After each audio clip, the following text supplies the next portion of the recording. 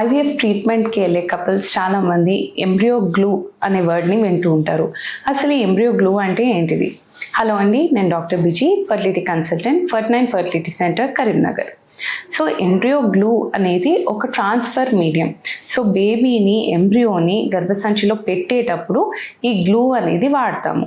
పేరు embryo glue అని చెప్తున్నాం కదా, అదేమైనా ఫెవికాల్ లాగా ఎంబ్రియోని అక్కడ అతకబెడుతుందా? కాదండి. ఇట్ ఈస్ జస్ట్ ఒక మీడియం. అంటే ఎంబ్రియో గ్లూ వాడినప్పుడు ఆ ఎంబ్రియోని కొద్దిసేపు ఆ గ్లూలో ఉంచి దాని తర్వాత ఎంబ్రియోని గర్భసంచిలో లోపల పెట్టడం అనేది జరుగుతుంది.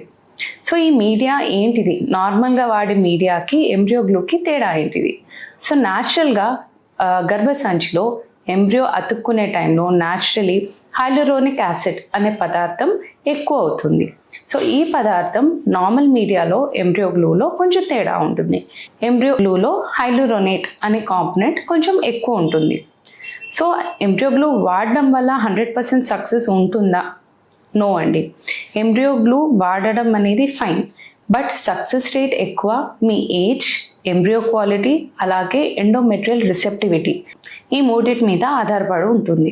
సో ఎంబ్రియో గ్లూ ఎంత వాడినా ఒకవేళ ఎంబ్రియో క్వాలిటీ మంచి లేదు, ఎండోమెట్రియల్ రిసెప్టివిటీ అంటే ఎండోమెట్రియం బేబీని తీసుకునే కెపాసిటీ అనేది తక్కువ ఉందనుకోండి, it will not help.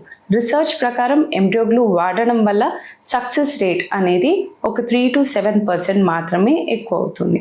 So కొందరు ఎంబ్రియో గ్లూ రొటీన్గా వాడడము, అలాగే కొందరు ఎంబ్రియో గ్లూ ఓన్లీ ఎక్కువ ఏజ్ వాళ్ళు, లేకపోతే పదే పదే అబార్షన్ అయ్యే వాళ్ళలో వాడుతూ ఉంటారు.